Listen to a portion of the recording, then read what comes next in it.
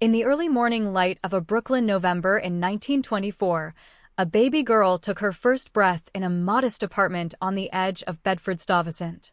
Her parents, immigrants from Barbados and Guyana, named her Shirley Anita St. Hill. The streets outside were a patchwork of brick and brownstone, where pushcarts rattled over cobblestones and neighbors called out in a chorus of Caribbean accents. But Shirley's childhood was not to be shaped by those sounds alone. When she was just 3 years old, her parents made a difficult decision, sending her and her sisters to live with their grandmother on the island of Barbados. There, on a small farm surrounded by sugarcane fields and the rhythm of the sea, Shirley found a world of order and purpose. Her grandmother, a stern but loving woman, rose before dawn to tend the land, and Shirley learned to do the same. The village school was a simple wooden building with open windows, where strict British-style education emphasized reading, arithmetic, and discipline. In that warm, sunlit classroom, Shirley discovered the power of words and the satisfaction of a well-formed argument. The values planted in those years, self-reliance, dignity, and a fierce belief in fairness, would grow deep roots. When Shirley returned to Brooklyn at age 10, the contrast was stark. The Great Depression had tightened its grip, and her family now lived in a cramped flat in a struggling neighborhood. Yet the discipline instilled in Barbados became her shield. She excelled at girls' high school, walking the long halls with a quiet confidence, her voice clear and her gaze steady.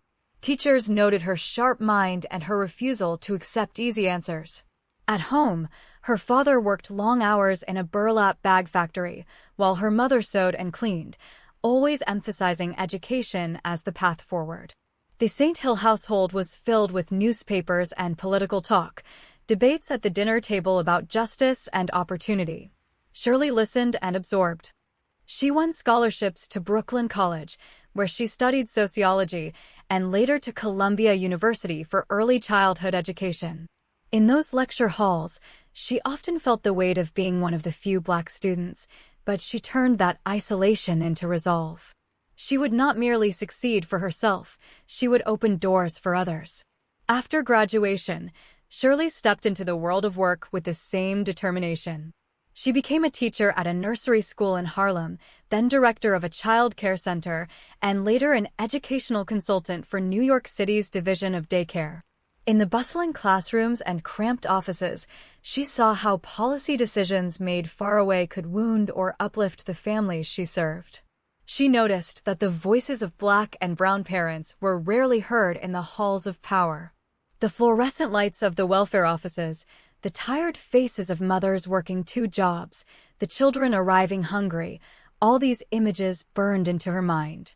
She began attending community meetings, her voice rising not in anger but in a calm, persuasive demand for change. She joined the League of Women Voters and local Democratic clubs, learning the machinery of politics from the inside. Friends and colleagues saw a fire in her, a refusal to be patient for progress that could be won today. The stage was set, not with a dramatic announcement, but with the quiet, daily work of a woman who believed that service was the rent we pay for living. By the early 1960s, Shirley Chisholm was no longer just an educator. She was a force gathering momentum. She had married Conrad Chisholm, a private investigator who shared her passion for justice, and their small apartment in Brooklyn became a hub of strategy and conversation. The walls were lined with books, the air thick with ideas. She understood that to change the system, she had to enter it. Her early career had taught her that laws were not abstract. They determined whether a child ate breakfast or a woman could afford a doctor. The discipline of Barbados, the rigors of New York schools, the daily struggles of her neighbors, all merged into a singular purpose. In the soft evening light of her living room, she would write notes, make calls, and plan. The journey from a farm in Barbados to the corridors of American power was almost impossible, but Shirley Chisholm never believed in impossible. She believed in work, and she was ready to begin. The meeting rooms were often cramped and overheated, the folding chairs arranged in uneven rows, but for Shirley Chisholm, they were the chambers of democracy. In the early 1960s, She became a familiar presence at gatherings of the League of Women Voters and the Brooklyn Democratic clubs, her voice cutting through cigarette smoke and murmured asides. She asked pointed questions about who was being served and who was being ignored. Her work in daycare had shown her the fragile line between stability and ruin for working families, and she believed government could do better. In 1964, she decided to run for the New York State Assembly. Her campaign was a grassroots affair, powered by volunteers and small donations, with headquarters in a storefront on a busy Brooklyn Avenue. She walked the neighborhoods, knocking on doors, listening to the worries of domestic workers, nurses, and factory laborers. On election night, the returns came in from precincts that had rarely seen a candidate like her, a Black woman with a calm, unshakable determination. She won, and the halls of Albany would never be quite the same. As an assemblywoman, Chisholm quickly made her mark. She was assigned to the Education Committee, a natural fit, but she also delved into labor issues that others overlooked. One of her first major battles was to extend unemployment benefits to domestic workers, a largely female and minority workforce that had long been excluded from basic protections. In the stately, wood-paneled chambers of the Capitol, she presented data, shared stories, and refused to yield. Colleagues who expected a quiet freshman were surprised by her tenacity. She won that fight, and the law changed. It was a small but profound victory, a signal that she would not be content with symbolic gestures. She also fought for funding for English language learners and pushed for student loans that would open college doors to poor and working-class youth. Back in her district, she held regular office hours in church basements and community centers, always accessible, always listening. The word spread, Shirley Chisholm gets things done. By 1968, the political landscape was shifting and a new opportunity arose. Brooklyn's 12th congressional district had been redrawn, centered on Bedford-Stuyvesant, a predominantly Black community with a growing Caribbean population. The incumbent was a well-connected white politician, but the district's demographics demanded new representation. Chisholm looked at the map and saw not just lines but lives. She announced her candidacy for Congress with a slogan that would become her hallmark, Unbought and Unbossed. Her campaign was a shoestring operation, run from a borrowed office with a handful of dedicated volunteers. She campaigned on street corners, at subway stops, and in the courtyards of housing projects. Her opponent, James Farmer, a respected civil rights leader, had more money and endorsements, but Chisholm had a deeper connection to the people. She understood their daily rhythms, the early morning commutes, the evening shifts, the prayers for a better future. She spoke to women especially, reminding them that their voices mattered in a system designed to silence them. The primary election in June 1968 was a tense, humid day. Polling places were set up in schools and storefronts, and the turnout was strong. As the votes were counted, it became clear that Chisholm had pulled off a stunning upset. She defeated Farmer by a significant margin, a victory built on a coalition of women, Caribbean immigrants, and working-class voters who saw in her a reflection of their own struggles. The general election in November was almost a formality.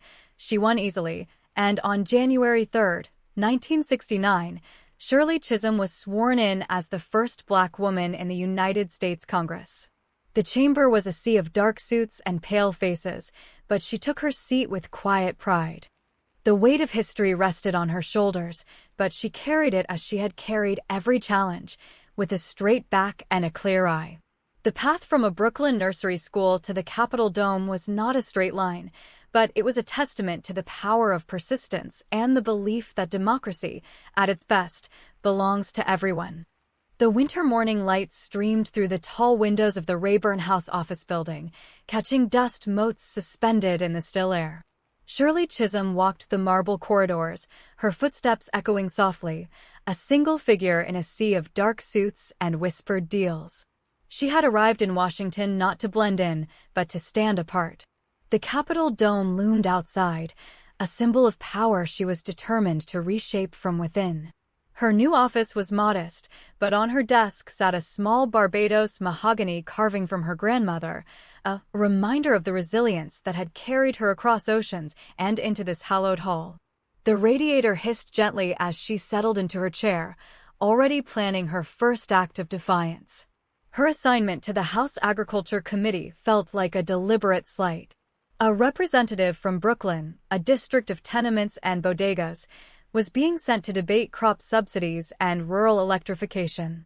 The conventional wisdom expected her to accept quietly, grateful just to have a seat at the table. Instead, she rose on the House floor, her voice steady but firm, and declared the assignment irrelevant to her constituents. It was an unprecedented protest, a direct challenge to the seniority system that had long kept newcomers silent. The chamber fell into a tense hush, the kind that settles when an unspoken rule is broken. She did not raise her voice, she simply spoke the truth of her district, and in doing so, began to redefine what a Congresswoman could demand. Rather than merely resist, Chisholm transformed the assignment into an unexpected victory. She discovered that the Agriculture Committee oversaw the food stamp program, a lifeline for many families in her district. With characteristic pragmatism, she dove into the arcane details of surplus commodities and nutrition policy. Working late into the night, the green-shaded lamp on her desk illuminating stacks of reports, she forged alliances with rural lawmakers who had never considered the hunger in northern cities. Together, they expanded the food assistance programs, ensuring that milk and bread reached the tables of the poor in Brooklyn as well as the plains of the Midwest. The radiator in her office clanked and settled, keeping time with her relentless work. In those first months, she also helped found the Congressional Black Caucus, a gathering of 13 Black representatives who met in a small, windowless room to strategize. The air was thick with cigarette smoke and the weight of history. They were a diverse group, spanning ideologies and regions, but united by the common experience of representing the underrepresented. Chisholm, often the only woman in the room, insisted that their agenda include the needs of Black women and children, not just the broad strokes of racial justice. The meetings were long, sometimes contentious, but they forged a collective voice that the House leadership could no longer ignore. Outside, the Capitol's white stone gleamed in the afternoon sun, a silent witness to the new power taking shape within. Her opposition to the Vietnam War set her further apart from many in her party. While others calculated political risks, she spoke from a moral clarity honed in the churches and street corners of Bedford-Stuyvesant. On the House floor, beneath the ornate ceiling and the gaze of the portraits, she denounced the billions spent on bombs while schools crumbled at home. Her voice carried a quiet fury, the kind born of seeing young men from her neighborhood return in flag-draped coffins for a war they did not understand. She voted against every military appropriation, standing almost alone at times, the sound of her no echoing in the chamber. The marble walls seemed to absorb her words, holding them for history. Critics called her naive, a gadfly who refused to play the game. But Chisholm understood that the game was rigged against the people she served. In the quiet of her office, she would sometimes gaze out the window at the Supreme Court building across the street, its classical columns a reminder of the long arc of justice. She was not there to be comfortable or to accumulate power for its own sake. She was there to be a catalyst, to shake the foundations of a system that asked the poor and the marginalized to wait patiently for change that never came. The late afternoon light would catch the edges of her glasses as she reviewed legislation, always searching for the practical path hidden within the idealistic vision. Through it all, she remained unbought and unbossed, a phrase that was not just a slogan but a daily practice. She refused contributions with strings attached, and she refused to soften her rhetoric to soothe the powerful. Her staff, a small, fiercely loyal team, worked in cramped quarters, the hum of an old mimeograph machine their constant soundtrack. They knew that every vote she cast, every speech she gave, was a brick in a foundation she was building for those who would come after. The Capitol at night, dome lit against the dark sky, stood as both a challenge and a promise, and Shirley Chisholm met it with an unyielding, quiet resolve. The announcement came on a crisp January day in 1972 in a Brooklyn community center where the wooden floors creaked and the radiators clanged with familiar warmth. Shirley Chisholm stood before a small crowd, a cluster of microphones catching her words, and declared her candidacy for the Democratic nomination for President of the United States. The room was filled with folding chairs, many of them empty, and the scent of old coffee hung in the air. Outside, the bare branches of winter trees scratched against the windows, but inside, a spark of audacity was lit. She was not a typical candidate. She was a Black woman with a teacher's salary and a congregation's faith, stepping onto a stage built for wealthy white men. Her campaign was a shoestring operation, run from a cramped storefront office where volunteers stuffed envelopes by hand. The walls were plastered with hand-drawn posters, and the constant chatter of a single telephone line provided the soundtrack. Chisholm traveled not in chartered jets, but on commercial flights, carrying her own suitcase and often arriving at events in borrowed cars. Her strategy was unconventional. She did not seek to win the nomination outright, but to amass enough delegates to influence the party platform at the Miami convention. She targeted primaries where a small, dedicated effort could yield results, focusing on states with significant Black and youth populations. The fluorescent lights of the campaign office flickered late into the night as she mapped out her unlikely path. As her visibility grew, so did the threats. Hate mail arrived daily, filled with vile words and sometimes menacing promises. The FBI, in a different era, monitored her movements. After a series of credible threats, she was assigned Secret Service protection, becoming the first woman and the first Black candidate to receive such a detail during a primary campaign. The agents, in their dark suits and earpieces, looked incongruous in the humble settings of her rallies. She accepted their presence with a mixture of gratitude and grim determination, understanding that her very existence as a candidate was a provocation to some. The spring light outside her campaign stops seemed harsher now, casting long shadows that the agents carefully watched. Her victory in the New Jersey primary was a moment of pure, unscripted joy. In a state where she had campaigned tirelessly, speaking in union halls, church basements, and college auditoriums, the voters delivered a stunning upset. The news came through on a crackling radio in her headquarters, and the small room erupted in cheers. She had not only won delegates, but had proven that her message resonated beyond the boundaries of her Brooklyn district. The celebration was modest, paper cups of ginger ale and tearful embraces, but it was a vindication of her belief that the marginalized could claim a voice in the highest arena. The evening light slanted through the dusty windows, gilding the tired faces of her staff. Yet the campaign had its limitations. Her fundraising was a constant struggle. She could not afford the television advertisements that defined modern campaigns. Her coalition, while passionate, was narrow, and she faced criticism even from some Black leaders and women's groups who saw her run as symbolic rather than strategic. The divisions were painful, a reminder that solidarity is often fragmented by pragmatism. At the Democratic National Convention, she arrived with 152 delegates, a fraction of what was needed, but a moral victory nonetheless. The convention hall was a cacophony of signs and chants, and she took the podium to speak not as a defeated candidate, but as a prophet of a more inclusive future. The hot lights beat down, but her voice was steady. In her concession, there was no bitterness. She had not sought the presidency to occupy the Oval Office, but to crack open the door for those who would follow. Her campaign had forced the party to confront issues of race, gender, and economic justice in its platform. She had demonstrated that a candidate could be unbought and unbossed, even on the national stage.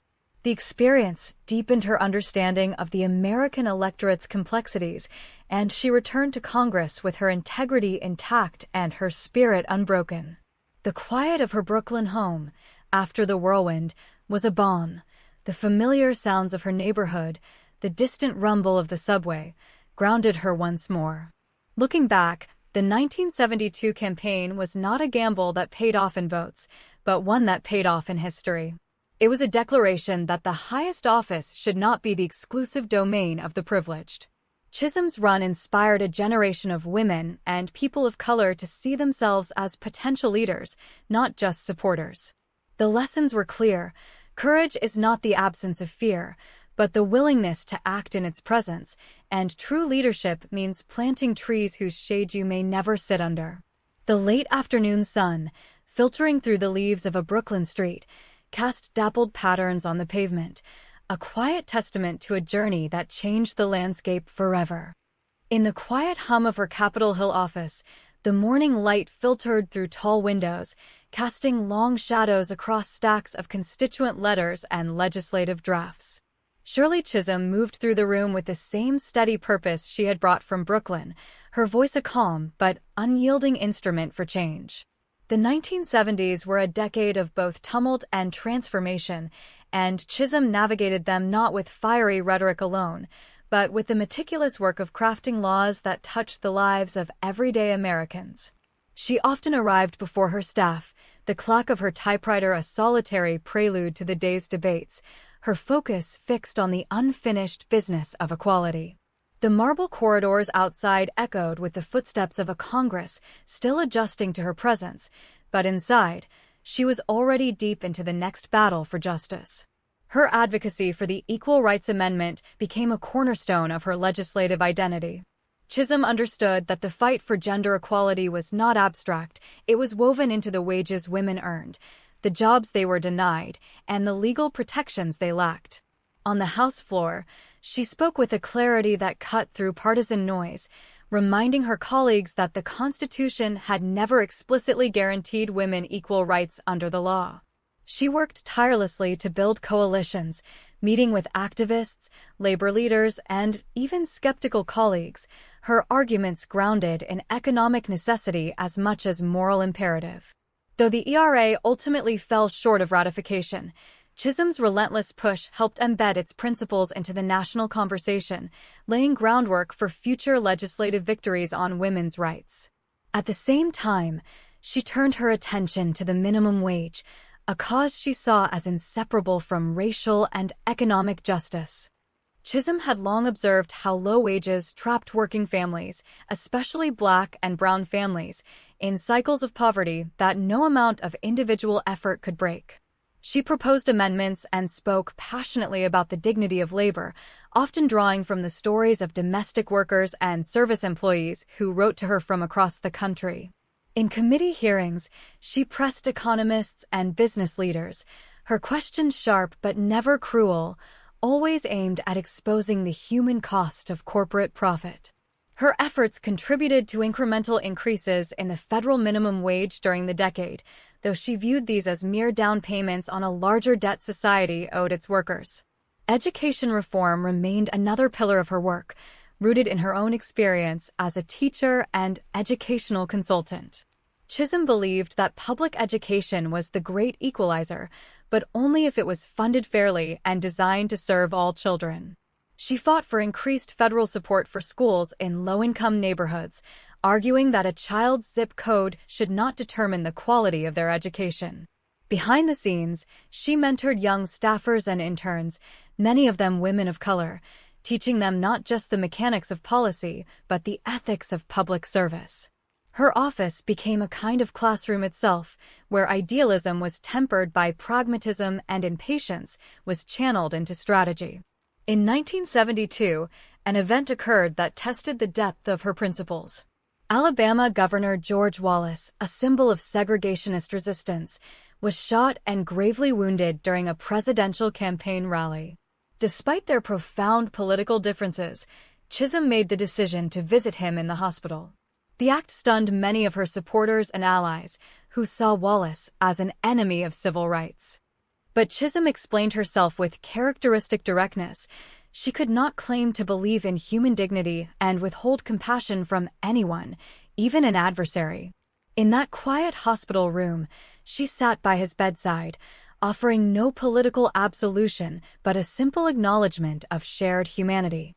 The gesture did not erase their history of conflict, but it revealed the consistency of her moral vision, one that refused to let political expediency dictate personal decency.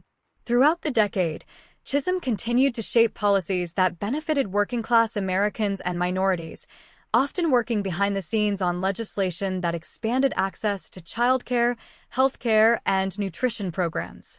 She understood that progress was rarely a thunderclap, it was the accumulation of small, stubborn acts of governance. In the cafeteria, in the cloakroom, in the quiet negotiations after hours, she built the relationships necessary to move bills forward. Her legacy from these years is not found in a single landmark law, but in the countless amendments and provisions that made existing programs more equitable, more inclusive, and more responsive to the people they were meant to serve.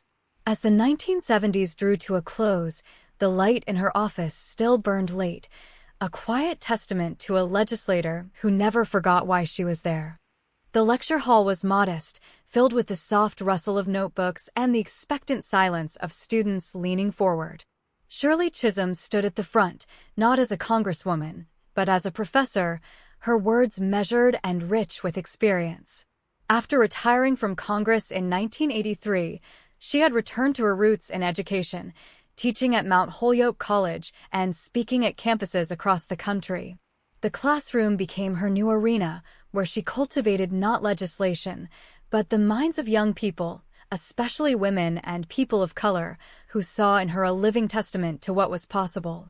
She moved through the aisles with the same quiet authority she once brought to the House floor, her presence a bridge between the struggles of the past and the promise of the future. Her retirement from elected office was not an end, but a deliberate shift. Chisholm had always believed that leadership was not confined to titles, and in academia, she found a new way to serve. She taught courses on politics and sociology, but her true curriculum was courage. In office hours and over coffee, she listened to students' doubts and ambitions, often sharing stories from her own improbable journey, the daughter of immigrants, a nursery school teacher, a woman who dared to reach for the presidency. She emphasized that public service was not about fame or power, but about the daily, often invisible work of making institutions more just. Her voice, still resonant with Brooklyn cadences, carried a calm conviction that seemed to slow time itself. Her legacy, however, was already taking root far beyond the classroom.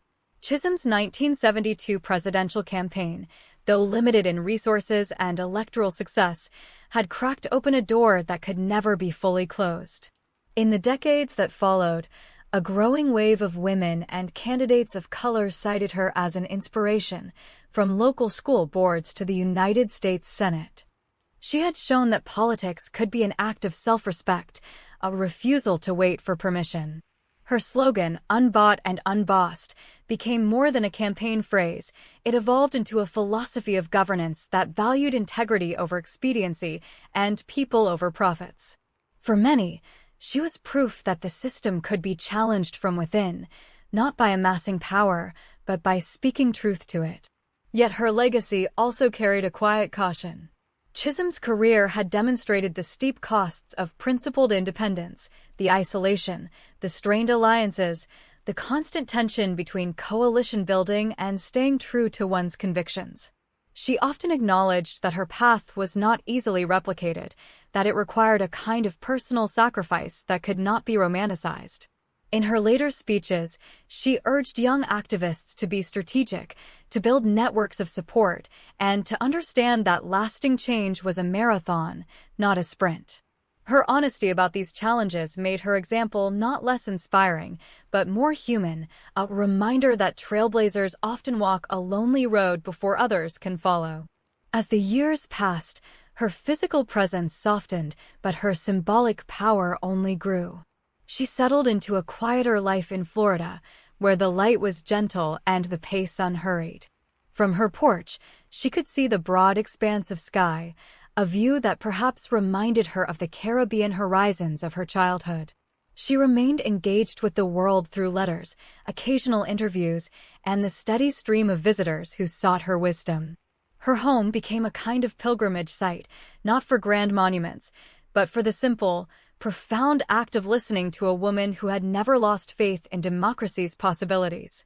The walls held photographs of her with presidents and activists, but also with the countless ordinary people she had touched. When Shirley Chisholm passed away in 2005, the tributes were many, but her truest memorial was already alive in the halls of power and in the hearts of those she had taught. In contemporary politics, her influence echoes in the growing diversity of elected officials and in the movements that demand accountability from those in power. Her life's work reminds us that integrity is not an outdated virtue, but a necessary foundation for any society that claims to be just. The quiet professor in the lecture hall, the determined legislator in the committee room, the fearless candidate on the debate stage, they were all the same woman, teaching the same lesson, that democracy is not a spectator sport, and that every voice raised in truth brings us closer to the promise of a more perfect union.